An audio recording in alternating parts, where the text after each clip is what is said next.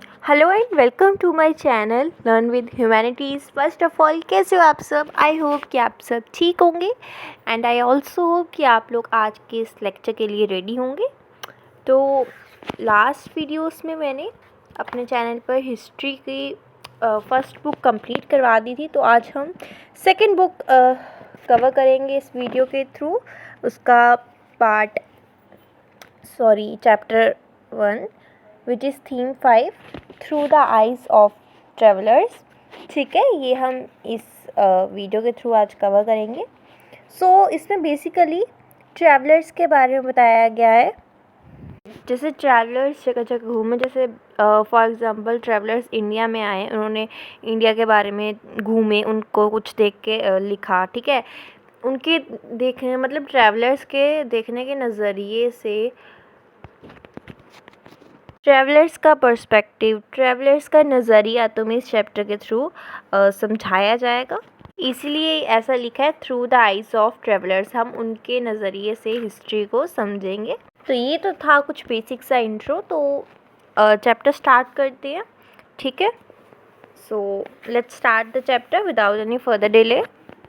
Women and men have traveled in search of work to escape from natural disasters as traders, merchants, soldiers, priests, pilgrims, or driven by a sense of adventure।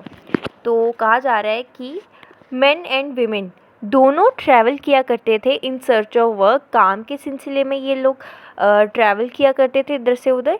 ठीक है, और to escape from natural disaster, मतलब कि उन्हें इसलिए भी travel करना पड़ता था कि जहाँ पे वो लोग रहते थे वहाँ पे कुछ नेचुरल डिज़ास्टर हो जाता था, बाढ़ आ जाती थी या कुछ मतलब नुकसान हो जाता था उनका वहाँ पे, इसलिए उन्हें इधर से उधर ट्रैवल करना पड़ता था। ठीक है, कई बार ये लोग ट्रेडिंग के लिए लोग बिज़नेस किया करते थे, तो इन्हें ट्रेडिंग के लिए भी इधर से उधर जाना पड़ता था। ठीक है, एंड कई बार ये लोग सोल्जर्स हुआ करते थे, तो वॉर्स बैटल वगैरह के लिए इन लोगों को इधर से उधर ट्रैवल करना पड़ता था। प्रीस्ट्स एंड पिलग्रिम्स, ठीक है, कोई रिलीजियस रीजन की वजह से इन लोगों को ट्रैवल करना पड़ता था, लाइक मंदिर वगैरह इन लोगों को कोई देखना था। ठीक है, तो इस वजह से भी रिलीजियस रीज़न की वजह से भी ये लोग ट्रैवल करते थे। ठीक है, और driven by a sense of adventure, adventure के लिए भी ये लोग इधर से उधर ट्रैवल किया करते थे। ठीक है, अब इनमें से कुछ लोग क्या करते थे कि ये लोग नए एरिया में जाते थे, वहाँ पे घूमने के बाद, हर एक चीज़ देखने के बाद, तो ये कुछ कुछ लिख देते थे उन चीज़ों के बारे में। ठीक है, तो ऐसा हमारे इंडिया में भी हुआ, कुछ लोग आए ट्रैवल करते हुए हमारे इंडिया में, उन्होंने इंडिया में कुछ देखा एंड इंडिया के बारे में कुछ कुछ लिखा। ठीक है, तो उन्हीं कुछ चीज़ों के बारे में तुम इस चैप्टर में पढ़ोगे। ठीक है, unfortunately we have practically no accounts of travel left by women though we know that they traveled। तो मेन के बारे में तो काफ़ी कुछ पता है कि जो भी मेन ट्रैवल कर रहे थे उनके बारे में तो हमें बहुत कुछ पता है, विमेन के बारे में तो हमें उतना आइडिया नहीं है। हमें ये तो पता है कि विमेन ट्रैवल किया करती थी, पर उनका कोई रिटर्न अमाउंट या कुछ वो नहीं है। ठीक है, तो मैंने जितने भी अकाउंट लिखे ना, मतलब जो अलग अलग मैन ट्रैवल करते थे उन्होंने जो भी लिखा है ना, उन्होंने जो भी डॉक्यूमेंट्स लिखी है उसमें अलग अलग टॉपिक के बारे में डिस्कशन की गई है। कुछ लोग कोर्ट के बारे में लिखते थे कि राजा के कोर्ट में क्या क्या चलता है, कुछ लोग रिलीजियस इशू के ऊपर लिखते थे, अलग अलग एरिया में क्या रिलीजन होता है। कुछ लोग आर्किटेक्चर मतलब बिल्डिंग्स या मॉन्यूमेंट्स के बारे में लिखते थे। तो अलग अलग लोग अलग अलग टॉपिक्स के बारे में लिखते थे। तो कभी कभी ऐसा भी होता था, हमेशा ट्रैवलिंग सुनकर हमारे दिमाग में ये आता है कि लोग बहुत दूर दूर ट्रैवल करते होंगे, घूमते होंगे। पर कभी कभी क्या होता था, ये लोग अपने ही शहर में अलग अलग, अपने ही शहर के अलग अलग एरिया में घूमते थे एंड वहाँ का कुछ कुछ लिख देते थे। ठीक है, जैसे हमने देखा है कि मुग़ल एम्पायर में, मुग़ल साम्राज्य में लोग अपने ही एरिया में मतलब अपने ही शहर के एरियाज़ में घूमते थे, है ना, एंड अपने ये लोग फिर अपने ऑब्जर्वेशंस को लिखते थे। तो इस चैप्टर में हम 3 मैन हैं उनके ऊपर ज़्यादा फोकस करेंगे। तो एक है अल बिरूनी, जो कि उज़्बेकिस्तान से आए थे 11th सेंचुरी में 11th सेंचुरी की बात हो रही है। एक हम इनके बारे में पढ़ेंगे। सेकंड कौन है? इब्न बतूता, जो कि मोरक्को से आए थे इन नॉर्थ वेस्टर्न अफ्रीका में। ये 14th सेंचुरी की बात हो रही है, तो एक हम इनके बारे में पढ़ेंगे। एंड तीसरे हमारे एक फ्रेंच मैन थे, इनका नाम था फ्रैंकोइस बर्नियर। ये 17th सेंचुरी की बात हो रही है। एक तो हम इनके बारे में पढ़ेंगे, ठीक है। ठीक है, तो इन तीनों के बारे में इन डिटेल हम इस चैप्टर में पढ़ेंगे। तो पहले क्या है, पहले तुम्हें इस चैप्टर में इन तीनों के बारे में कुछ बताया, मतलब थोड़ा थोड़ा बताया गया है, बेसिक। उसके बाद फिर आगे इन तीनों की थोड़ी इन डिटेल पढ़ेंगे, ठीक है। तो पहला हम पढ़ेंगे अल बिरूनी के बारे में, ठीक है। तो इन्होंने किताब उल हिंद लिखा था, उसके बारे में थोड़ा पढ़ेंगे। तो अल बिरूनी की अगर हम बात करें तो ये 973 में बॉर्न हुए थे और ये ख्वारिज़म में बॉर्न हुए थे, जो आज उज़्बेकिस्तान है, ठीक है। मतलब ये इलाका उज़्बेकिस्तान में पड़ता है, ठीक है, जो कि आज के टाइम पे लर्निंग के लिए बहुत फेमस है ये, ओके। बहुत ज़्यादा लिटरेचर, लर्निंग, एजुकेशन के लिए ये एरिया फेमस है, ठीक है। तो अल बिरूनी को बचपन से ही काफ़ी अच्छी एजुकेशन मिलती है, तो उनको काफ़ी लैंग्वेजेस आती थी, Syria, Arabic, Persian, Hebrew, Sanskrit, ठीक है। तो काफ़ी ज़्यादा इन्हें लैंग्वेज आती थी। इनफैक्ट इन्हें ग्रीक के बारे में भी पता था, ठीक है। अब ग्रीक के बारे में इन्हें पता था, मतलब उस टाइम पे प्लेटो वगैरह ग्रीक फिलोसफर्स, मतलब इन्हें उन सब के बारे में पता था, ठीक है। इन्हें ग्रीक तो नहीं आती थी, पर इन लोगों ने जो भी ये लिखा था ना ग्रीक में, इसका ट्रांसलेशन अवेलेबल था अरेबिक में, ठीक है। तो ट्रांसलेशन को पढ़कर समझकर इन्होंने बहुत सारी चीज़ें समझ ली थी, ठीक है।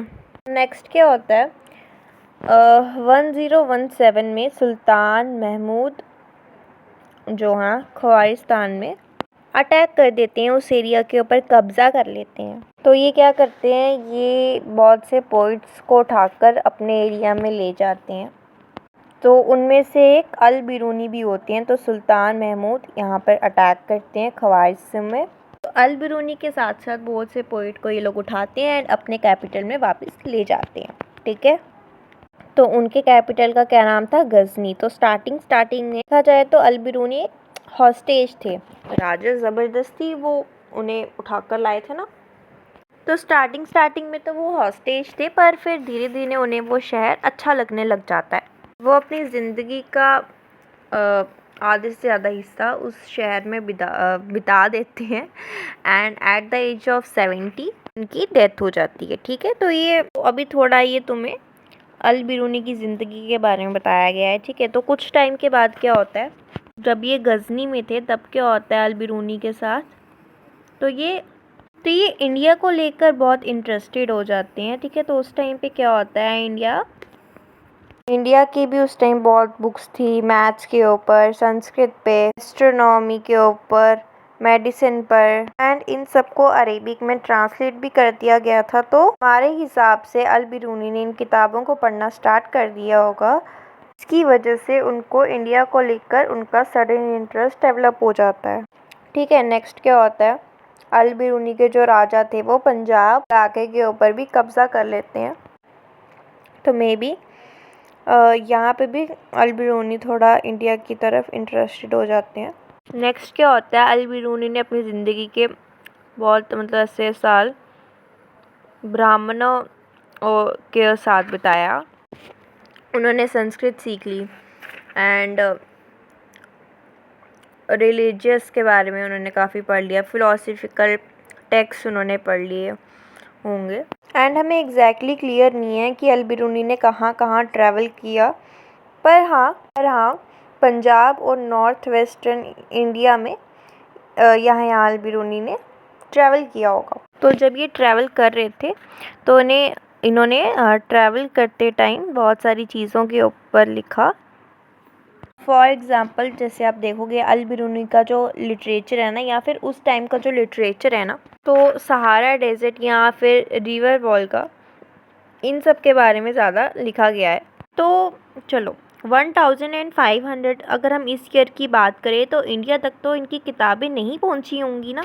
हमारे अंदाजे से इंडिया के बाहर की मतलब इंडिया को छोड़कर जो कंट्रीज़ है ना वहाँ पर अल बिरूनी की किताबें पहुँच चुकी होंगी। ठीक है, तो नेक्स्ट टॉपिक है द किताब उल हिंद। तो इनकी किताब के बारे में थोड़ा पढ़ते हैं। तो ये इन्होंने अरेबिक में लिखी थी। तो बहुत सिंपल इजी टू रीड भाषा में इन्होंने लिखा था। ठीक है, बहुत ही सिंपल लैंग्वेज में लिखी है और काफ़ी ज़्यादा लिखा है इन्होंने। 80 चैप्टर्स हैं इसमें एंड इस 80 चैप्टर में अलग अलग चीज़ों के बारे में बात की जा रही है। रिलीजन के बारे में, एस्ट्रोनॉमी के बारे में, कल्चर के बारे में, बेसिकली जो कुछ भी उन्होंने ऑब्ज़र्व करा इंडिया में सारी चीज़ें उन्होंने लिखी हैं, अलग अलग चीज़ों के बारे में लिखा है। तो नेक्स्ट अल बिरूनी का ना एक अलग सा स्टाइल होता था, हमेशा नहीं पर अक्सर ये क्या किया करते थे, तो ये जब एक चैप्टर स्टार्ट करते थे तो ये चैप्टर की स्टार्ट में एक क्वेश्चन करते थे, फिर उस चैप्टर में वो उस क्वेश्चन का आंसर करते थे। ठीक है, तो ये स्टाइल होता था अल बिरूनी का। नेक्स्ट अगर हम अल बिरूनी की बात करें तो उन्होंने बहुत सारे ट्रांसलेशन पढ़े थे अपनी ज़िंदगी में। संस्कृत, पाली, प्राकृत, इन सबको ट्रांसलेट करके लोग अरेबिक में लिख दिया करते थे एंड अल बिरूनी ने इन ट्रांसलेशन को पढ़ रखा था। पर अल बिरूनी ने ये भी बोला है अक्सर कि उन्हें ये ट्रांसलेशन नहीं अच्छी लगी। वो ये भी कहा करते थे कि अगर उन्हें कभी मौका मिला तो वो इन ट्रांसलेशन को और बढ़िया बनाने की भी कोशिश करेंगे।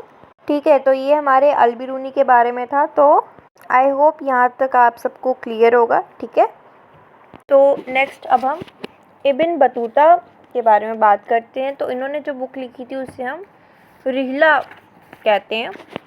तो इनकी जो बुक है रिहला वो अरेबिक में लिखी गई थी एंड इसमें क्या है, इसमें 14वीं सेंचुरी की डिटेल्स लिख रखी हैं। 14वीं सेंचुरी में लोगों की लाइफ कैसी थी, कल्चर कैसा था, वो सब इस बुक में लिख रखा है। ठीक है, तो ये मोरक्कन ट्रैवलर थे, ट्रांजीर नाम की जगह पर ये पैदा हुए थे एंड ये बहुत रिस्पेक्टेबल एंड एजुकेटेड फैमिली से ये बिलोंग करते थे। तो इनको इस्लामिक रिलीजियस लॉ, इनको ही और इनकी फैमिली को भी इस्लामिक रिलीजियस लॉ के बारे में बहुत नॉलेज थी, जिसे शारिया कहा जाता है। ठीक है, तो नेक्स्ट क्या हुआ, क्योंकि ये बहुत वेल नोन फैमिली से आते थे तो बचपन से ही इन्हें बहुत बढ़िया एजुकेशन भी प्रोवाइड की गई। ठीक है, तो बचपन से ही इन्हें बहुत अच्छे तरीके से पढ़ाया गया। ठीक है, तो नेक्स्ट क्या है, तो इनका क्या मानना था, इनका कहना था कि बुक्स एक बढ़िया तरीका तो है कि अगर तुम पढ़ाई करना चाहते हो तो बुक्स बढ़िया तो है, पर उससे भी बढ़िया क्या है, ट्रैवल करना। ठीक है, इब्न बतूता को ट्रैवल करना बहुत ज़्यादा अच्छा लगता था एंड वो ये सोचकर ट्रैवल करते थे कि वो सोचते थे कि मैं किताबों से तो मुझे नॉलेज मिल रही है, पर अगर मैं ट्रैवल करूँगा तो मुझे और ज़्यादा जो है नॉलेज मिलेगी। ठीक है, तो हमारे अंदाजे से इंडिया कब आए ये 1332 से लेकर 1333 में। ठीक है, इसके अराउंड ये इंडिया आए होंगे। ठीक है, पर ऐसा नहीं था कि इन्होंने इससे पहले ट्रैवल नहीं किया था, इन्होंने इससे पहले भी ट्रैवल कर रखा था। मैक्का तक जा रखे थे, Syria, Iraq, Persia, Yemen, Oman and a few trading ports of तो कोस्ट ऑफ ईस्ट अफ्रीका। तो ये इन सभी एरियाज़ में भी इन्होंने बहुत ज़्यादा ट्रैवल कर रखा था। ठीक है, तो नेक्स्ट इब्न बतूता 1333 में सिंध पहुंच जाते हैं। तो जब ये सिंध पहुंचते हैं तो इन्होंने यहाँ के राजा के बारे में बहुत कुछ सुन रखा होता है।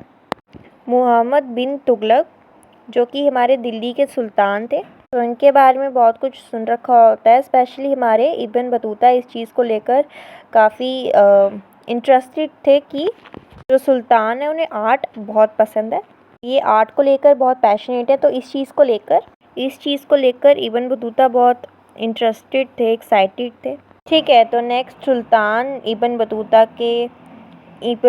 से बहुत इम्प्रेस हो जाते हैं। तो उन्हें उनके नॉलेज को देखकर बहुत इम्प्रेस हो जाते, तो उन्हें काजी की तरह, जज की तरह अपॉइंट कर लेते हैं। तो जब इब्न बतूता दिल्ली आते हैं तो सुल्तान उन्हें अपने जज की तरह, काजी की तरह अपॉइंट कर लेते हैं अपने कोर्ट में, ठीक है, अपने राज्य में। तो काफ़ी टाइम तक ये वहाँ काम करते हैं। एंड फिर कुछ टाइम के बाद क्या होता है, सुल्तान और इब्न बतूता की लड़ाई हो जाती है, कुछ मिसअंडरस्टैंडिंग हो जाती है इनकी। तो सुल्तान बुरा मान जाते हैं एंड फिर इब्न बतूता को जेल में डाल देते हैं। एंड फिर कुछ टाइम के बाद ये लोग अपनी मिसअंडरस्टैंडिंग को क्लियर कर लेते हैं और फिर से सुल्तान क्या करते हैं, इब्न बतूता को काम पर लगा देते हैं। तो नेक्स्ट 1342 में सुल्तान इब्न बतूता को ऑर्डर करते हैं कि तुम चाइना में जाओ और वहाँ पे जो मंगोल रूलर हैं, जो मंगोल राजा हैं, तुम उनसे बात कर आओ। मेरी जगह तुम चाइना जाओ एंड वहाँ के जो राजा हैं तुम उनसे बातचीत कर आओ। तो अब वैसे भी इब्न बतूता को ट्रैवल करना तो पसंद है ही, तो ये ट्रैवल करते हैं। काफ़ी टाइम तक ये चाइना में बहुत ज़्यादा ट्रैवल करते हैं ये, तो ये बीजिंग तक जाते हैं, पर ये बहुत ज़्यादा टाइम तक चाइना में नहीं रुकते हैं। 1347 तक की वापस अपने घर आ जाते हैं। इनका जो अकाउंट है, इतना ज़्यादा ट्रैवल करने के बाद इन्होंने जो चीज़ें लिखी, तो इनके अकाउंट को हम मार्को पोलो, ये भी एक ट्रैवलर थे, इनके अकाउंट के साथ हम कंपेयर करते हैं, क्योंकि ये दोनों ऐसे लोग थे जिन्होंने चाइना को विज़िट कर रखा था। नेक्स्ट, अगर आप इब्न बतूता के अकाउंट को पढ़ोगे तो आपको पता चलेगा कि उस टाइम पे ट्रैवल करने में कितना टाइम लगता था। तो उन्होंने अपने अकाउंट के ज़रिए ये बताया है कि अगर आपको मुल्तान से दिल्ली जाना है तो आपको 40 डेज़ लग जाते थे उस टाइम पर, और अगर आपको सिंध से दिल्ली जाना है तो आपको 50 डेज़ लग जाते थे। नेक्स्ट, ये भी बताया है उन्होंने कि अगर आपको दौलताबाद से दिल्ली जाना है तो आपको 40 डेज़ लग जाएंगे, एंड अगर आपको ग्वालियर से दिल्ली जाना है तो आपको 10 दिन में आप ये ट्रैवल कर सकते हो, ठीक है। इब्न बतूता के टाइम पर ट्रैवलिंग बहुत ज़्यादा सिक्योर नहीं होता था, है ना। आज के टाइम पर भी हम सुनते हैं कि आज के टाइम पे भी जब लोग ट्रैवलिंग करते हैं तो कुछ ना कुछ इंसिडेंट हो जाते हैं ना। उस टाइम पर भी ट्रैवलिंग बिल्कुल सेफ़ नहीं था। तो ऐसा भी हुआ है कि इब्न बतूता ट्रैवल कर रहे थे, और ऐसा नहीं है कि वो अकेले ट्रैवल कर रहे थे, बहुत सारे लोगों के साथ वो ट्रैवल कर रहे थे। रास्ते में क्या होता है कि जो इनका कार्ट होता है जिस पर ये ट्रैवल कर रहे थे, तो रास्ते में बहुत सारे चोर रॉबर्ट वगैरह इन्हें रोक लेते हैं, एंड जो भी लोगों को लूट लिया जाता है एंड मारा भी जाता है। अब इब्न बतूता को मारा तो नहीं जाता, तो इंजरी तो बहुत होती है एंड इन्हें लूट लिया जाता है, ठीक है। बहुत सारे रॉबर्स होते हैं तो वो उन्हें लूट लेते हैं। ये कब हुआ था, जब ये एक दिन मुल्तान से लेकर दिल्ली तक ट्रैवल कर रहे थे तब, ठीक है।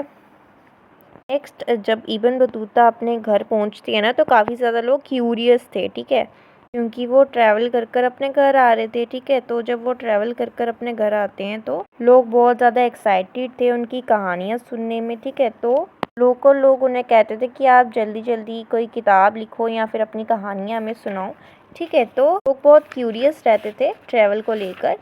तो ये हमने 2 ट्रैवलर्स के बारे में छोटा छोटा बेसिक इंट्रो पढ़ा। तो अभी जो थर्ड हमारा ट्रैवलर थे ना, फ्रेंचमैन फ्रैंको बर्नियर, उनके बारे में थोड़ा पढ़ते हैं इन डिटेल, ठीक है। वैसे ये डॉक्टर थे, इन्होंने कुछ अलग लिखा था, ठीक है। तो अब हम इसको डिस्कस करते हैं। उससे पहले आई होप कि आप सबको क्लियर होगा जो मैंने अभी तक आपको पढ़ाया या समझाया, ओके। चलिए, तो एक टाइम ऐसा था इंडिया में जब पोर्चुगीज़ लोग हमारे इंडिया में आते हैं, कुछ 1500 के अराउंड, एंड ये सारे लोग हमारे इंडिया के कल्चर, रिलीजन के बारे में बहुत सारी चीज़ें लिखते हैं। तो इस टाइम के अराउंड एक पर्सन थे जेसुइट रोबर्टो नोबिली। ये क्या करते हैं, ये बहुत सारे इंडियन टेक्स्ट को यूरोपियन लैंग्वेज में ट्रांसलेट भी करते हैं। एंड पोर्चुगीज राइटर्स में से एक और हमारे राइटर हैं जो बहुत फेमस थे, ड्यूरेट बारबोसा, ठीक है, who wrote a detail amount of trade and society in south India, ठीक है। तो इन्होंने क्या करा, इन्होंने साउथ इंडिया की सोसाइटी, साउथ इंडिया में जो ट्रेड होता था उनके बारे में डिटेल लिखा था। नेक्स्ट 1600 तक आते आते हम देखते हैं कि बहुत सारे डच, इंग्लिश, फ्रेंच ट्रैवलर्स हमारे इंडिया में आना स्टार्ट कर देते हैं ट्रेड के पर्पस में से, ठीक है। इनमें से एक बहुत फेमस फ्रेंच ज्वेलर थे जिनका नाम था जैन बैप्टाइस्ट ट्रैवनियर, ठीक है। इन्होंने इंडिया को बहुत ज़्यादा ट्रैवल कर रखा था हमारे अंदाजे से 6 बार तो ये इंडिया आए थे। ये इंडिया में ट्रेडिंग को लेकर बहुत ज़्यादा फैसिनेटेड थे। इंडिया दूर दूर के एम्पायर के साथ ट्रेड करता है, तो ये उन्होंने ट्रेड के बारे में बहुत ज़्यादा लिखा था। ठीक है, इसी टाइम पीरियड के दौरान एक इटालियन डॉक्टर भी थे, मैन्यूकी। ठीक है, तो he never return to Europe and settle down in India. तो ये इंडिया को लेकर इतना ज़्यादा इम्प्रेस थे कि ये वापस कभी यूरोप गए ही नहीं, ये इंडिया में ही सेटल हो गए। तो अब आपको थोड़ा थोड़ा आइडिया हो गया होगा कि ऐसे भी लोग थे जो इंडिया में घूमने आते थे एंड फिर ये इतना ज़्यादा फैसिनेट, इतना ज़्यादा इम्प्रेस हो जाते थे कि ये इंडिया में ही सेटल डाउन हो जाते थे। ठीक है, तो वापस पॉइंट पे आते हैं। फ्रैंको बर्नियर के बारे में थोड़ा पढ़ते हैं डिटेल। तो ये एक फ्रेंचमैन थे और डॉक्टर थे। ये एक political philosopher and historian. Like many others, he came to Mughal Empire in search of opportunities. तो ये फ्रांस के थे, ये डॉक्टर थे, पॉलिटिकल फिलोसोफर थे एंड ये हिस्टोरियन भी थे, जैसे मैंने बताया पहले भी। एंड इन्होंने मुग़ल एम्पायर के बारे में काफ़ी कुछ लिख रखा है। ये इंडिया इसलिए ही आए थे कि इन्हें लग रहा था कि अगर मैं इंडिया आऊँगा तो मुझे मुग़ल एम्पायर के उसमें बहुत ज़्यादा अपॉर्चुनिटीज़ मिलेंगी काम करने की। इसी सिलसिले में ये इंडिया आए थे। तो इंडिया में ये कुछ 12 ईयर्स रुकते हैं, from 1656 to 1668। And Mughal court में इन्होंने काफ़ी ज़्यादा काम करा है। स्टार्टिंग में ये प्रिंस दारा शिकोह, जो एल्डेस्ट सन थे शाहजहाँ के, तो ये उनके फिजिशियन थे, प्रिंस दारा शिकोह के, जो कि एल्डेस्ट सन है शाहजहाँ के। तो उनके यहाँ ये डॉक्टर थे एंड कुछ टाइम के बाद ये एज अ साइंटिस्ट पे काम करते हैं। तो मुग़ल कोर्ट में ही साइंटिस्ट की तरह, इंटेलेक्चुअल की तरह ये काम करते हैं। तो यहाँ एक पेंटिंग भी है 17वीं सेंचुरी की। तो यहाँ पे बर्नियर ने यूरोपियन क्लोथ्स पहने हैं। ठीक है, तो आगे बढ़ते हैं। तो बर्नियर के बारे में मैं आपको एक इंटरेस्टिंग सी चीज़ बताती हूँ। तो बर्नियर ने अपने जितने भी अकाउंट्स लिख रखे हैं ना, उसमें इन्होंने ईस्ट और वेस्ट को कंपेयर करा है। तो अब ये फ्रांस यूरोप से थे, तो ये क्या करते थे कि इंडिया में जो भी चीज़ें देखते थे ना, ये उसे कंपेयर करते थे कि वहाँ तो ऐसा नहीं होता है, यहाँ ऐसा होता है, ये सब। ठीक है, कंपेयर करते रहते थे ये। अगर आप बर्नियर के अकाउंट को देखोगे ना, तो उन्होंने बहुत सारी चीज़ें लुईस के बारे में लिखी हैं, जो कि उस टाइम पे फ्रांस के राजा थे। तो बस ये कंपेयर ही करते रहे। ठीक है, तो नेक्स्ट आप ये भी देखो कि बर्नियर की जो किताबें हैं उसमें इंडिया को इन्फीरियर तरीके से लिखा जाता है। ये यही लिखते रहते थे कि मेरा यूरोप तो बढ़िया है, इंडिया में ये कमियां हैं। ठीक है, तो ये अपना वहाँ सही बताते थे एंड इंडिया को ये बताते थे कि यहाँ ये कमियां हैं, ये वो। ठीक है, तो ये लिखते रहते थे। नेक्स्ट हमने ये भी देखा है कि बर्नियर जो भी लिखते थे ना, वो एक्सट्रीमली पॉपुलर थी, वो बहुत जल्दी पॉपुलर हो जाती थी वो चीज़। ठीक है, एंड ज़्यादा तेज़ी के साथ वो पब्लिश हुई। ओके, एंड ये सारी चीज़ें हमने बाकी ऑथर्स के साथ नहीं देखी, अल्बेनी के साथ नहीं देखी, इबन बतूता के साथ ये सब चीज़ें हमने नहीं देखी हैं। ठीक है, उनका काम भी था बट वो उनका काम इतना फेमस नहीं होता था, वो ट्रांसलेट वगैरह करते थे। पर बर्नियर का जो काम होता था वो ज़्यादा पब्लिश होता था एंड बहुत पॉपुलर भी हो जाता था।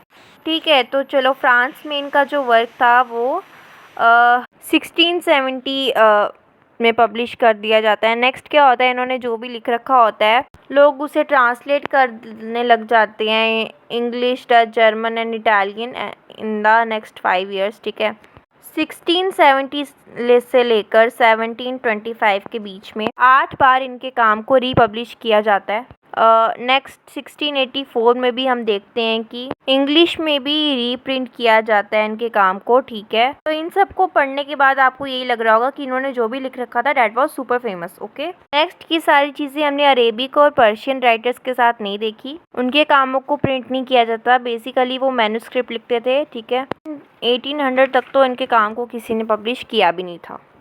ठीक है, चलो, नेक्स्ट टॉपिक है हमारा making sense of an alien world, Al-Biruni and the सांस्कृतिक ट्रेडिशन। तो इसमें तुम्हें बताया जा रहा है कि एक ट्रैवलर जब एक नई कंट्री में जाता है, नई जगह जाता है, तो उसके लिए सब समझना वगैरह सब मुश्किल होता है वो उनके लिए, ठीक है। वो उनके लिए एलियन वर्ल्ड की तरह होता है।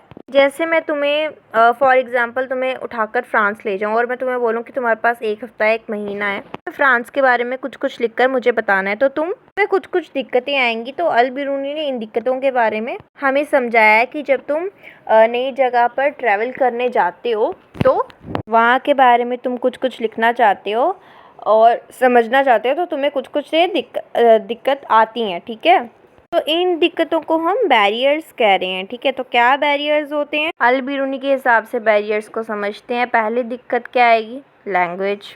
जाहिर सी बात है, अगर आप किसी नई जगह जाओगे तो हो सकता है वहाँ की लैंग्वेज अलग हो, है ना, आपको लैंग्वेज की प्रॉब्लम आएगी। तो अल बिरूनी कहते थे कि संस्कृत जो है वो अरेबिक और पर्शियन से बहुत ज़्यादा और डिफरेंट है, तो उसे ट्रांसलेट करना पढ़ना इसमें अल बिरूनी को बहुत दिक्कत आती थी। जाहिर सी बात है, अगर हमारे यहाँ का कोई पोइट जाकर उनके वहाँ जाता तो उन्हें अरेबिक पर्शियन नहीं आती है अच्छे से, है ना, तो वही सब डिफ़िकल्टीज़ उन्हें आ रही थी। दूसरी दिक्कत क्या आती थी, रिलीजियस बिलीफ। अगर आप किसी नए एरिया में जाओगे तो आपको रियलाइज़ होगा कि आपके रिलीजियस बिलीफ और इन लोगों के रिलीजियस बिलीफ बहुत ज़्यादा फ़र्क है, डिफरेंट है। थर्ड क्या बैरियर होता था, तो क्या होता है कि अगर आप किसी नए एरिया में जाओगे तो वहाँ के जो लोग होते हैं वो आपके साथ बहुत जल्दी ओपन अप नहीं होंगे। अगर आप किसी नए एरिया में जाओगे तो वो जो लोग हैं वो अपने अपने में रहेंगे, वो बहुत जल्दी आपके साथ ओपन अप आपके साथ से नहीं होंगे, है ना। वो एक स्ट्रेंजर ही है ना हम उनके लिए, तो वो इतनी जल्दी ओपन अप नहीं होंगे। ये सब दिक्कतें अल बिरूनी ने कही हैं।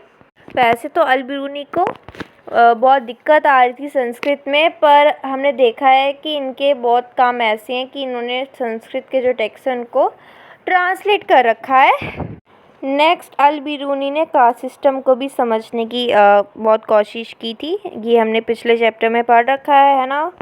अल बिरूनी ने कास्ट सिस्टम को समझने के लिए क्या करा, इन्होंने पर्शिया के साथ कंपेयर करा। हाँ यार, पर्शिया में भी ऐसा कुछ सिस्टम तो हुआ करता था। तो अल बिरूनी ने क्या करा, पर्शिया के सिस्टम के साथ कंपेयर करा कास्ट सिस्टम को। पर्शिया में भी क्या था, सोसाइटी के मतलब सोसाइटी के लोगों को 4 हिस्सों में बांट दिया गया था। कुछ लोग होते थे नाइट्स एंड प्रिंस, की एक कैटेगरी थी। दूसरी कैटेगरी में Monks, fire priests and lawyers, ठीक है। तो तीसरी कैटेगरी में physicians, astronomers and other scientist, ये सब लोग तीसरी कैटेगरी में आते थे। एंड फाइनली फोर्थ कैटेगरी में कौन होता था, पीजेंट्स, ठीक है, यानी कि फार्मर्स एंड आर्टिसंस जो कि होते थे क्राफ्टमैन्स, ओके।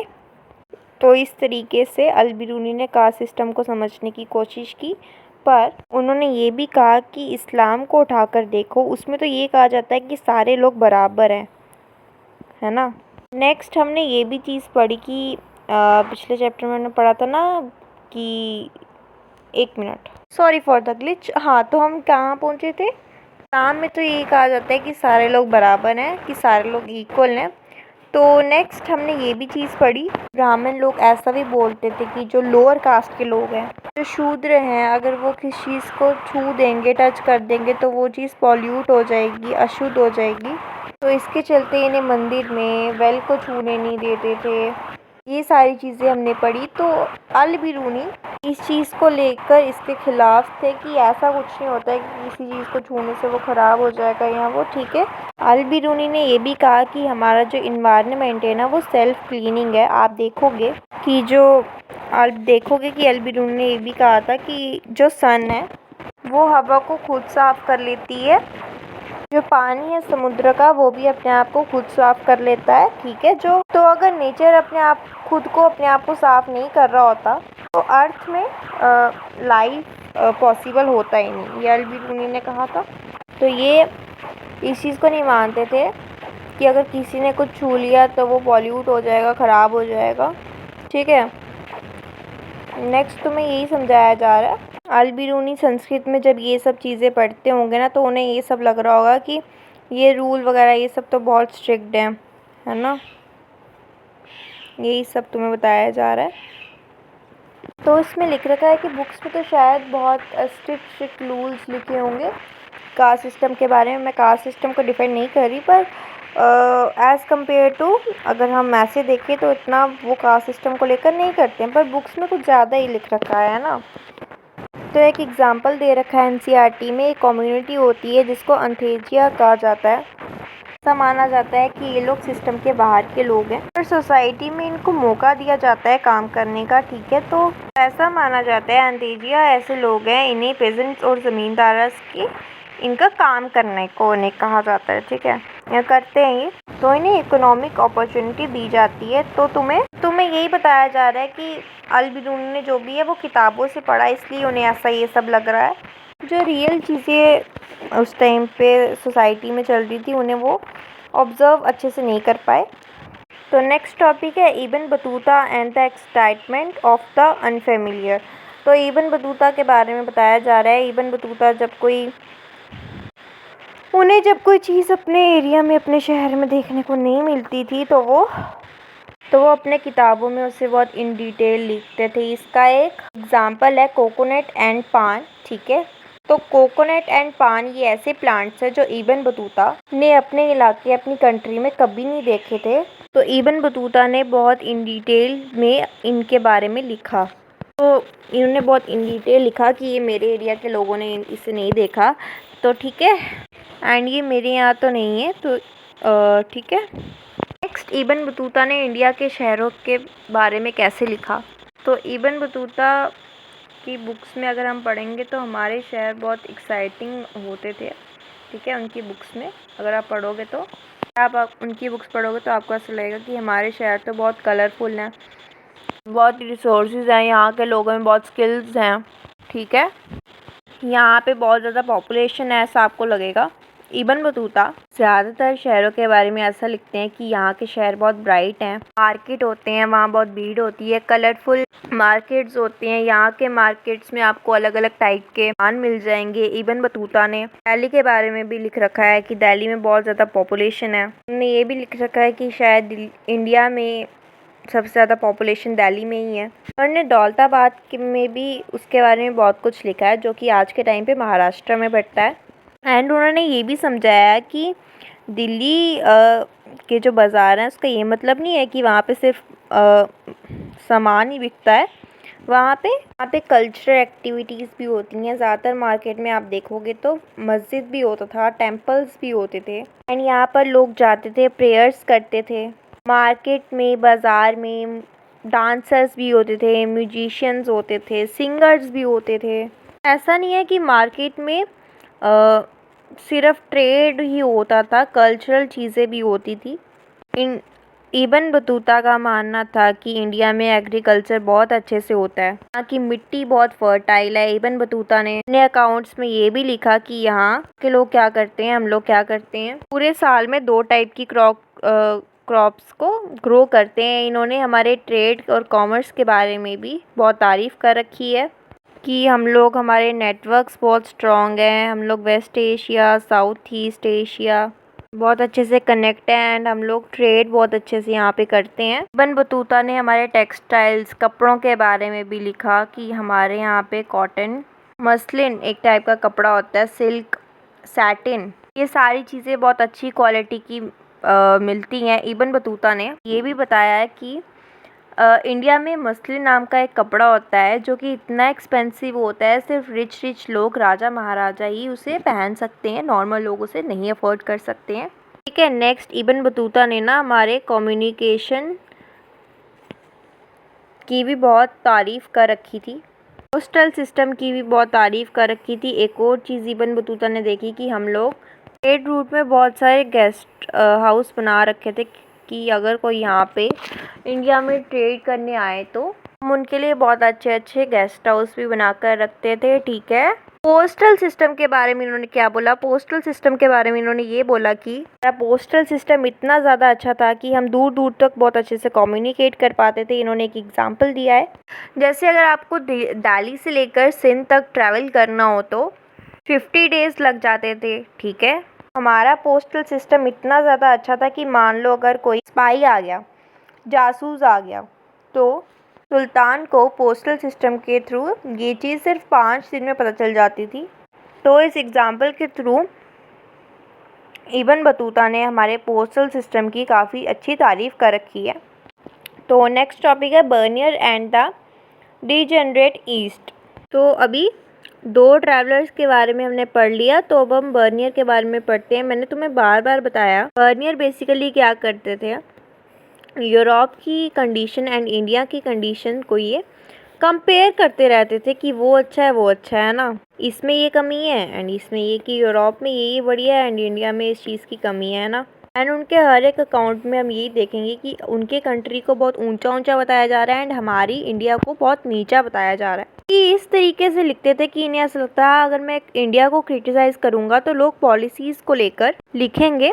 तो ये सारी चीज़ें सोचकर ये वो अपने अकाउंट्स में लिखते थे, ठीक है। तो he also ordered the perceived differences. Again ये क्या करते थे, ये बहुत नीचा दिखाते थे हमारे इंडिया को, ओके।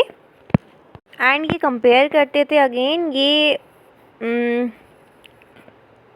कहते थे कि मुग़ल इंडिया और यूरोप में बहुत डिफरेंस है और यूरोप मुग़ल इंडिया से बहुत बेटर है, ओके। कैसे बेटर था, तो बर्नियर ने अपने अकाउंट में कुछ चीज़ें लिखी हैं कि कैसे वो बेटर था। तो क्रिटिसाइज जैसे उन्होंने करा, तो उनके क्रिटिसिज्म को पढ़ती हैं। तो पहली चीज़ तो ये थी, बर्नियर ने कहा कि हमारे यहाँ प्राइवेट प्रॉपर्टी का कंसेप्ट नहीं होता है, बहुत बड़ी दिक्कत है, ऐसा बर्नियर का मानना था। बर्नियर का क्या कहना था कि उनके वहाँ पे जो ज़मीन थी वो सब ज़मीन जो है वो राजा की है, ओके। राजा फार्मर्स को बहुत दुखी कर रखते हैं, फार्मर्स जो है वो राजा से बहुत परेशान है, ये सब उन्होंने अपने लिख रखा है उसमें अकाउंट में हमारे उसके लिए, ठीक है। और इन्होंने ये भी लिखा कि अगर आप प्राइवेट प्रॉपर्टी दे दो फार्मर्स को, तो प्राइवेट प्रॉपर्टी अगर फार्मर के पास हो तो वो क्या कर पाएगा, वो अपने बेटे को भी वो प्रॉपर्टी दे पाएगा, अपने बच्चों को भी वो चीज़ दे पाएगा, है ना। ऐसे में जब खुद की ज़मीन हो ना तो लोग और दिल से काम करते हैं, खुद की ज़मीन का वो ध्यान रखते हैं, क्योंकि कुछ सालों के बाद मुझे ये ज़मीन अपने बच्चों को दे देनी है ना। पर बर्नियर ने कहा कि क्योंकि यहाँ पे प्राइवेट लैंड का कॉन्सेप्ट नहीं था तो फार्मर्स उतना अपने दिल से ज़मीन का ध्यान नहीं रखते होंगे। नेक्स्ट उन्होंने ये कहा कि कोई अच्छा सिस्टम नहीं था एग्रीकल्चर का, इसकी वजह से सिर्फ एरिस्टोक्रेट जो थे वही खुश थे, सिर्फ मतलब कि इंडिया में जो रिच लोग थे सिर्फ वही खुश थे, फार्मर लोग परेशान थे, ठीक है। नेक्स्ट और क्या बुराई करी बर्नियर ने हमारी, उसने कहा कि इंडिया में मिडिल क्लास कोई कॉन्सेप्ट नहीं था, यहाँ तो लोग बहुत ज़्यादा अमीर होते थे राजा रानी की तरह, यहाँ तो बहुत ज़्यादा गरीब होते थे, बहुत परेशान होते थे, ठीक है। तो ये बर्नियर ने कहा। नेक्स्ट बेसिकली उसने हमारी से बुराइयाँ ही करी हैं यार। उसने लिखा कि मुग़ल जो राजा थे वो तो ऐसे राजे थे जहाँ पे सिर्फ बेगर्स थे, गरीब लोग थे, जहाँ पे पॉल्यूशन था, जहाँ पे हर जगह फॉरेस्ट ही फॉरेस्ट था, बुशी सी थी। तो उन्होंने बहुत बुराइयां करी और जब इनसे पूछा जाता था कि आपको क्या लगता है कि इंडिया में इतना सा बुरा क्यों है, तो उनके पास सिर्फ एक ही आंसर होता था, क्योंकि यहाँ पर प्राइवेट ओनरशिप नहीं है ज़मीन का, ज़मीन को राजा ओन करते हैं, इसलिए यहाँ पर इतनी ज़्यादा दिक्कतें चल रही हैं, ठीक है। तो ये सब बर्नियर का मानना था। अब ये जो इन्होंने ये सब चीज़ें लिखी है ना, दे वर नॉट ट्रू, ठीक है।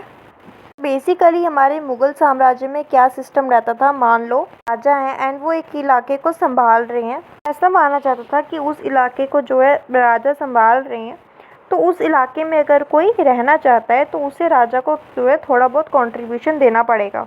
अगर उस एरिया में कोई फार्मर आके रहना चाहता है तो उसे राजा को कुछ हिस्सा देना पड़ेगा, ठीक है, अपना खेती का। इस आइडिया के साथ हमारा मुग़ल साम्राज्य जो है काम करता था। एंड बर्नियर ने क्या करा, उसने इस चीज़ को रेंट के साथ कंपेयर करा, उसने हर चीज़ का उल्टा ही मतलब निकाला है। उसने इस चीज़ को यूरोप के एक सिस्टम के साथ कंपेयर करा कि राजा जो हैं वो बहुत बारी बारी रेंट लेते हैं या फिर टैक्स लोगों से लेते हैं और लोग राजा से बहुत ज़्यादा परेशान हैं, इस तरीके से उसने लिखा। नेक्स्ट, बर्नियर जो बुराइयां करते थे ना हमारे इंडिया की, उससे बाकी राइटर्स भी इंस्पायर्ड थे, ठीक है। नेक्स्ट, बर्नियर जो भी बुराइयां करते थे ना हमारे इंडिया के बारे में, उससे बाकी राइटर्स भी इंस्पायर्ड थे। तो और भी राइटर्स थे जो इंडिया की बुराइयां करते थे, बर्नियर ने उनसे भी इंस्पिरेशन ली। जैसे कि फ्रेंच फिलोसोफर थे, मोंटेस्क्यू नाम था उनका, आपने क्लास 9th में इनके बारे में थोड़ा थोड़ा पढ़ा होगा। तो जो मोंटेस्क्यू थे, इन्होंने भी इंडिया के बारे में बहुत बुराइयां करी। बेसिकली इनका मानना था कि जो इंडिया के लोग हैं ये बहुत गरीबी में जी रहे हैं और राजा ने इन्हें बहुत परेशान कर रखा है। सिमिलरली 19th सेंचुरी में जब कार्ल मार्क्स आए तो इन्होंने भी बहुत बुराइयां करना शुरू कर दी। उन्होंने कहा कि इंडिया में राजा का इतना ज़्यादा कंट्रोल है कि इंडिया का सारा सिस्टम ही बिगड़ गया हुआ है। कार्ल मार्क्स ने कहा कि हमारा जो सिस्टम है वो स्टैग्नेंट सिस्टम है। स्टैग्नेंट सिस्टम मतलब एक ऐसा सिस्टम जिसमें ग्रोथ नहीं हो रही, ठीक है। पर हाँ, ये लोग ऐसी चीज़ें बोलते तो थे पर ये सब चीज़ें इंटायरली ट्रू नहीं थी, ठीक है। नेक्स्ट बर्नियर ने और क्या बोला। बर्नियर ने बोला कि हमारे यहाँ जो क्राफ्टमैन है उनके अंदर कोई मोटिवेशन नहीं थी। उन्होंने बोला कि इंडिया में जितने मैन्युफैक्चरर्स हैं तो नुकसान में चल रहे हैं, उनके यहाँ कोई प्रोडक्शन ही नहीं हो रहा है। एक तरफ उन्होंने ये सारी बुराइयां करी एंड एक तरफ उन्होंने ये भी नोट करा कि इंडिया में क्या होता है। इंडिया में दूर दूर से सोना, सिल्वर, ये सब चीज़ें आती हैं और इंडिया का सामान बाकी कंट्री में एक्सपोर्ट किया जाता है। नेक्स्ट उन्होंने ये भी कहा कि इंडिया में बहुत ज़्यादा मर्चेंट्स थे जो क्या करते थे, दूर दूर के देश के साथ ट्रेड किया करते थे, ठीक है। तो लाइक दे सेड कि इतना भी बुरा नहीं है इंडिया। लाइक बर्नियर ने तो कुछ ज़्यादा ही बढ़ा चढ़ा के बातें करती हैं, बट इतना भी बुरा हमारा इंडिया नहीं है। इनफैक्ट अगर हम 17th सेंचुरी की बात करें तो जो 15% पॉपुलेशन थी वो शहरों में रहती थी। इतना ज़्यादा पॉपुलेशन तो यूरोप में, वेस्टर्न यूरोप में भी नहीं रहती थी। तो इतना भी हम पीछे नहीं चल रहे थे यूरोप से। बर्नियर ये पता क्या करते थे, जो भी मुग़ल टाउन्स थे ना वो इन्हें अक्सर इनको ये कैंप टाउन्स कहते थे। कैंप टाउन का क्या मतलब है कि कोई ऐसा शहर जहाँ पे राजा ने कब्ज़ा कर रखा है और तुम्हें राजा के नीचे ही काम करना पड़ेगा, ठीक है। ठीक है, राजा से पूछ कर ही काम करना पड़ेगा। पर हाँ, सब कुछ ऐसा नहीं था जैसा बर्नियर बोल रहे थे। कुछ लोग ऐसे थे वो जो राजा से हटकर काम कर रहे थे, जैसे कि मर्चेंट कम्युनिटी। तो ये लोग मर्चेंट कम्युनिटी आपस में ग्रुप्स बना लेते थे, जैसे कि वेस्टर्न इंडिया में एक ग्रुप होता था जिसे हम कहते हैं महाजन्स, ठीक है। एंड महाजन के जो लीडर होते थे ना उन्हें हम कहते थे सेठ, ओके। इस तरीके से इनका सिस्टम काम करता था। कुछ अर्बन सेंटर्स भी थे अहमदाबाद में। यहाँ की कम्युनिटी के जो लीडर होते थे उनको कहते थे नगर सेठ, ओके। तो जो मर्चेंट कम्युनिटी है, जो ट्रेडर्स की अपनी कम्युनिटी है, वो ऐसा नहीं है कि वो राजा के नीचे डर डर कर काम करते थे। उनकी एक अलग सी कम्युनिटी थी, वो अपनी मर्जी से अपनी काम करते थे, ठीक है। वो अपना खुद का बिजनेस करते थे, ठीक है। इनके अलावा भी कुछ लोग थे जो कि राजा के ऊपर डिपेंडेंट नहीं थे, ठीक है। जैसे कि फिजिशियंस हो गए, टीचर्स हो गए, लॉयर्स हो गए, आर्किटेक्चर्स हो गए, म्यूजिशियंस हो गए, कैलीग्राफर्स हो गए, पेंटर्स हो गए। ये सब अपना अपना काम करते थे। अगर राजा ने बुलाया है तो राजा के पास भी जाते थे ये लोग काम करने के लिए, ठीक है। तो नेक्स्ट टॉपिक है हमारा women, slaves, Sati and labourers. तो इस टाइम के अराउंड स्लेव्स होते थे, सती सिस्टम होता था, लेबरर्स होते थे। तो इन सब के बारे में थोड़ा डिटेल में पढ़ते हैं। काफ़ी ज़्यादा जो ट्रैवलर्स थे उन्होंने तो इस चीज़ के बारे में लिखा नहीं, क्योंकि जो ट्रैवलर्स थे, क्योंकि उन्हें लग रहा था कि यार ये जो सिस्टम है ये तो बहुत नेचुरल, ये उन्होंने इस पर इतना ध्यान नहीं दिया, ठीक है। उन्हें इतना इम्पोर्टेंट नहीं लगा, क्योंकि ये सब चीज़ें जो थी ये इंडिया में ही नहीं।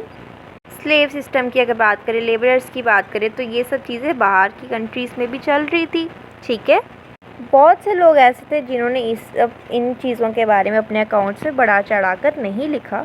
इब्न बतूता के बारे में एक एग्ज़ाम्पल दिया जा रहा है कि जब इब्न बतूता सिंध में आए तो वो सुल्तान के लिए कुछ गिफ्ट लेकर जाते हैं। वो कुछ हॉर्स ख़रीदते हैं, कैमल्स ख़रीदते हैं और वो खुद कुछ स्लेव्स ख़रीदते हैं और सुल्तान को दे देते हैं, ठीक है। इब्न बतूता ने अपने अकाउंट में हमें ये चीज़ समझाने की कोशिश करी कि स्लेव्स उस टाइम पर क्या करते थे, उनका क्या काम होता था।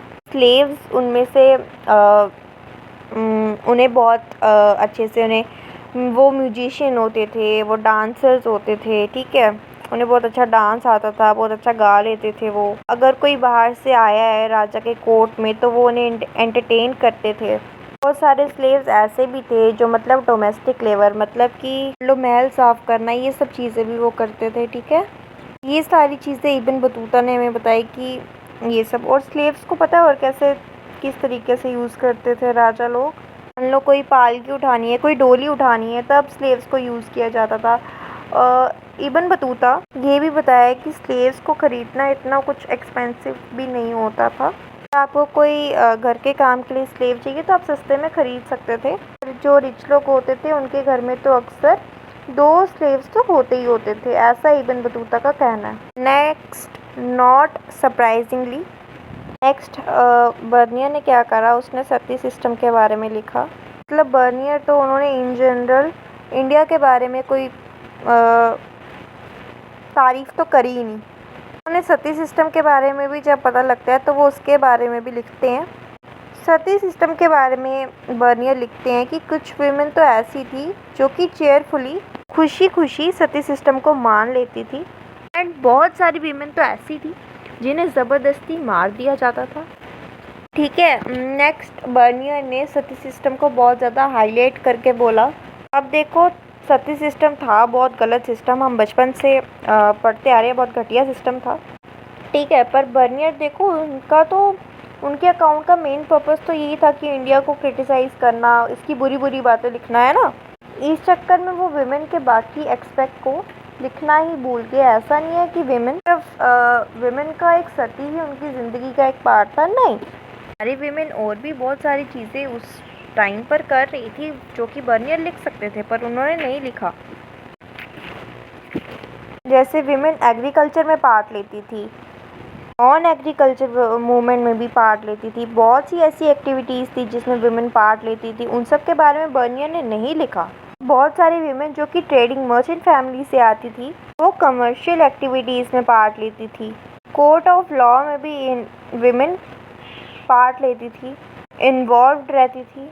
ये सारी चीज़ें विमेन में ने भी कर रखी हैं जो कि बर्नियर ने अपने अकाउंट में इन डिटेल नहीं बता रखी। एंड इसी के साथ तुम्हारा ये चैप्टर एंड होता है। आई होप कि इसकी एक्सप्लेनेशन तुम्हें पसंद आई होगी, या समझ आई होगी। बहुत ही इंटरेस्टिंग सा चैप्टर था, आई होप तुम्हें मज़ा आया होगा पढ़ने में। तो ये पता चला हमें कि ट्रैवलर्स आए इंडिया में एंड उन्होंने जो अपने अकाउंट्स में लिखा। ठीक है, आई होप तुम्हें ये समझ आई होगी अच्छे से। तो इसी के साथ हमने सेकंड बुक का फर्स्ट चैप्टर भी कंप्लीट कर लिया है, एंड बहुत जल्दी ये बुक भी हम कंप्लीट कर लेंगे। ठीक है, तो तब तक के लिए थैंक्स फॉर वॉचिंग। इस वीडियो को लाइक, शेयर एंड सब्सक्राइब कर देना।